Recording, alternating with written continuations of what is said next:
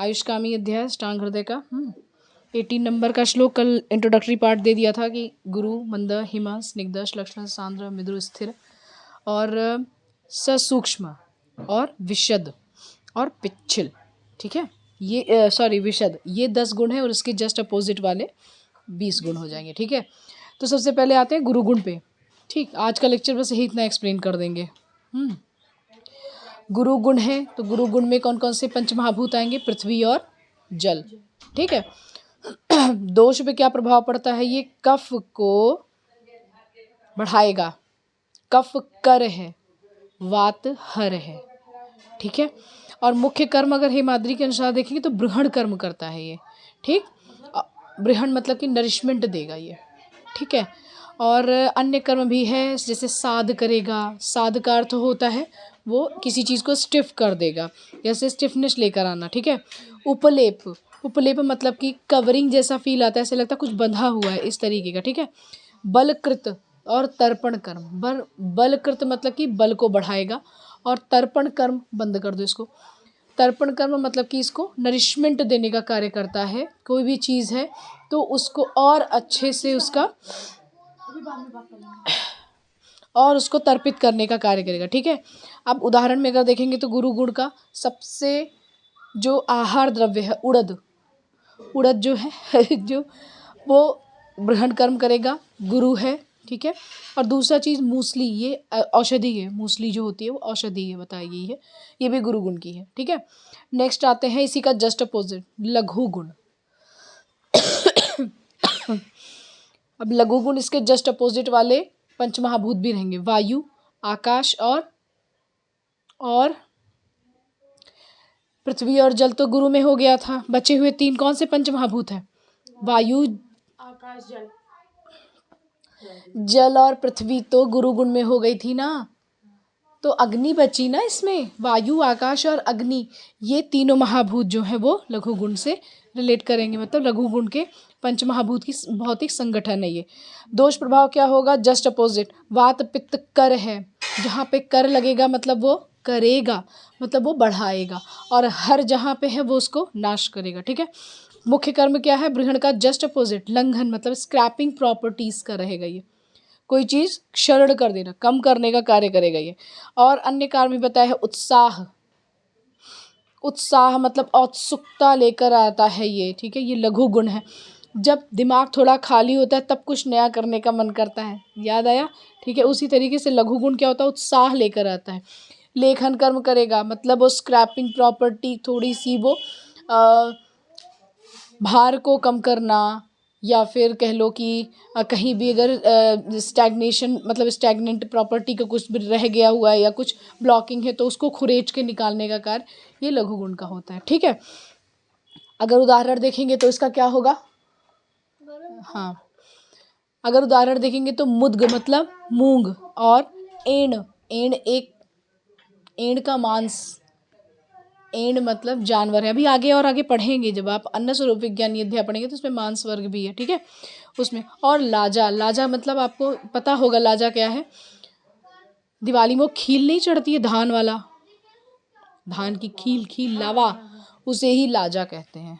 ठीक है, वो भी लघु गुण की होती है। ठीक है, नेक्स्ट आते हैं गुरु के बाद में दूसरा गुण बताया हुआ था श्लोक में, देखो मंद गुण। मंद का अर्थ क्या होता है? धीमा। महाभूत कौन से होंगे? पृथ्वी और जल। ठीक है, यह भी दोष में जो है पित्त कर कफ हर होगा, कफ कर होता है और पित्त हर होगा, मतलब कफ को बढ़ाएगा और पित्त को कम करेगा। इसका मेन कर्म जो बताया हुआ है वो शमन का कर्म है। शमन मतलब पैसिफाई करने का कार्य जो है वो मंद गुण के कारण होता है।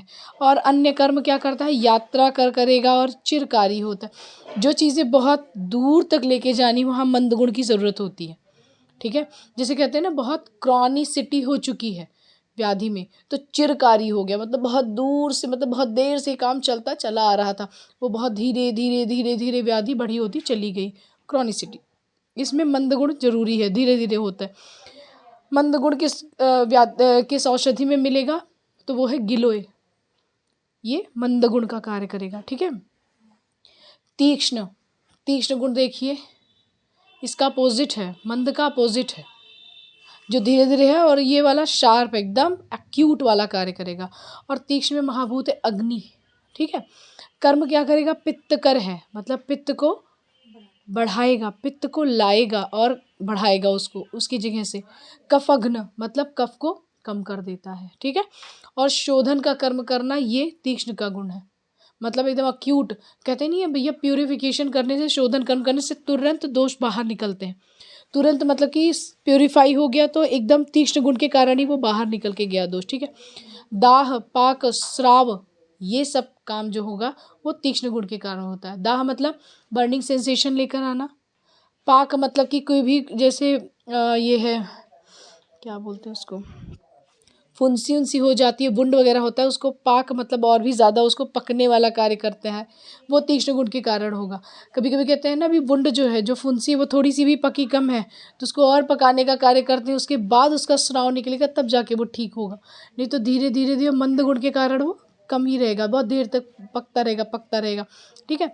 श्राव कर मतलब वो ऊजिंग प्रॉपर्टी, वो तीक्ष्ण गुण के कारण ही आती है।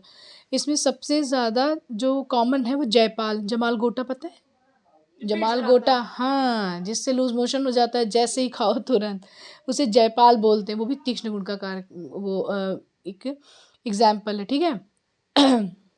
नेक्स्ट गुण देखेंगे हिम। हिम मतलब शीत गुण, ठीक है।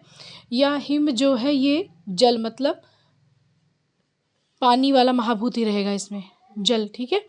और ये वात कफ कर है और पित्तघ्न होता है, पित्त को कम करेगा क्योंकि पित्त ही केवल उष्ण गुण का है।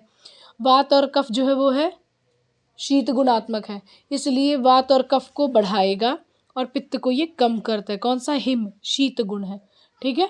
और इसका कर्म क्या है, स्तंभन मतलब रोक देना, कोई भी चीज़ रोकने का कार्य, स्तंभन का कार्य। जब ब्लीडिंग होने लगती है अचानक से, जब चोट वोट लगती है और ब्लीडिंग होने लगती है तो क्या करते हैं, बर्फ़ लेके तुरंत उसको सेकते हैं ना, क्यों करते हैं, ताकि वो जो ब्लीडिंग हो रही थी वो रुक जाए। ठंड की वजह से वो वहाँ पे कंस्ट्रिक्ट हो जाती हैं सेल्स, अपने आप वो रुक जाएगा, स्तंभन का कार्य करता है। लादन, अन्य कार्य है इसका, लादन मतलब अच्छा लगना, जैसे ठंडा मौसम आने लगता है बहुत अच्छा लगता है, एकदम जैसे एनर्जी आने लगती है थोड़ी सी, है ना, उस तरीका। मूर्छा, तृट, स्वेद, दाह, जित, ये बताया हुआ है शीत गुण का कर्म। और भी मूर्छा मतलब जब भी आप फेंट होते हैं कोई, तो क्या कहते हैं, भैया पानी लाओ छिड़क दो। शीतल, ठंडा जल मुंह पे छिड़कते हैं तो एक मतलब सेंसेशन, संज्ञा स्थापन होता है। तृट मतलब प्यास जब लगती है तो कभी गर्म पानी नहीं देते हैं, क्या करते हैं, थोड़ा ठंडा पानी दीजिएगा, है ना, उससे प्यास, या नॉर्मल पानी, तभी प्यास बुझती है। स्वेद, बहुत ज़्यादा पसीना हुआ रहता है तो भी ठंडा पानी ही यूज़ करते हैं, जल, ठीक है। दाह, अगर बर्निंग सेंसेशन हो रही होती है तो ये नहीं कहते भैया गर्म कुछ दे दो, ठंडा का ही डिमांड होती है, ठीक है। इसमें सबसे बढ़िया जो एग्जाम्पल है वो है चंदन। चंदन सबसे ठीक, वो भी चंदन दो प्रकार के होते हैं, श्वेत और रक्त, है ना, तो उसमें श्वेत वाला चंदन जो है वही ग्राह्य है, रक्त चंदन उष्ण होता है, ठीक है। अब देखेंगे उष्ण गुण, दो गुण और देखेंगे, ये इसका अपोजिट, हिम का अपोजिट उष्ण गुण होता है, यही देखेंगे, उसके बाद स्टॉप करेंगे, ठीक है।